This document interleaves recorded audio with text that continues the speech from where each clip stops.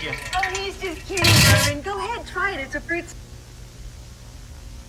You are looking at obviously a very disturbing live shot there. That is the World Trade Center, and we have unconfirmed reports this morning that a plane has crashed into one of the towers of the World Trade Center. I just witnessed a plane that appeared to be cruising slightly lower than normal altitude over New York City, and it appears to have crashed into, I don't know which tower it is, but it hit directly.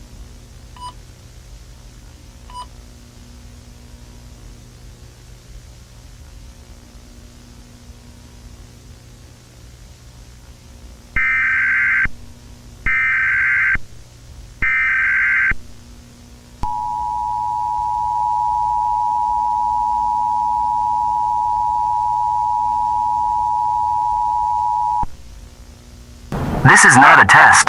At 8:46 a.m., American Airlines Flight 11 has crashed into the North Tower of the World Trade Center, causing an explosion. We believe that this is an attack and require all civilians to take shelter immediately. Stay away from buildings or populated areas in your city. If you find anyone suspicious, please report local authorities. Stay safe. Good luck.